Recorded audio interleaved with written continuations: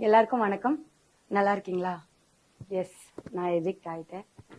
Evict ஆன அந்த moment எனக்கு எப்படி இருந்துச்சுன்னா, என்னால நம்பவே முடியல. ஷாக்கிங்கா இருந்தது. பிகாஸ் நான் என்ன அந்த இடத்துல அப்ப பார்க்கவே இல்லை.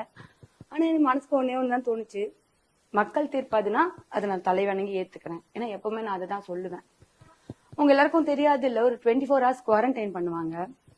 அந்த 24 hours தான் வந்துட்டு என் லைஃபோட மிக கொடுமையான தருணம். ஒரே ஒரு கேள்விதான் திரும்ப திரும்ப திரும்ப திரும்ப, மக்களுக்கு ஏன் என்ன பிடிக்கல அப்படிங்கறதுதான். எனக்கு மனுஷங்களை ரொம்ப பிடிக்கும், உங்க எல்லாரையும் ரொம்ப பிடிக்கும்.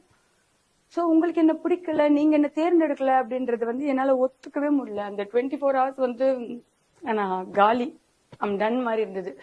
அதுக்கப்புறம் வீட்டுல இருந்து எல்லாரும் வந்து விஜி திரு எல்லா விஷயம் சொல்லி அதுக்கப்புறம் தான் போன உயிர் திரும்பி வந்துச்சுன்னு சொல்லலாம். உங்களுக்கு எல்லாம் தேங்க்ஸ் சொல்ல வார்த்தையே இல்ல. உங்க எல்லாரோட மெசேஜஸும் படிச்சேன், வீடியோஸ் பார்த்தேன். Thank you so much. நீங்க எனக்கு என்ன பண்ணிருக்கீங்க அப்படின்றதுக்கு எனக்கு சொல்ல வார்த்தையே கிடையாது. எனக்கு இருக்கிறதுலாம் ஒரே ஒரு வேண்டுதல் தான், உங்களோட இந்த அன்புக்கு என்னைக்குமே பாத்திரமா இருக்கணும், என்னைக்குமே உண்மையா இருக்கணும், அவ்வளவுதான்.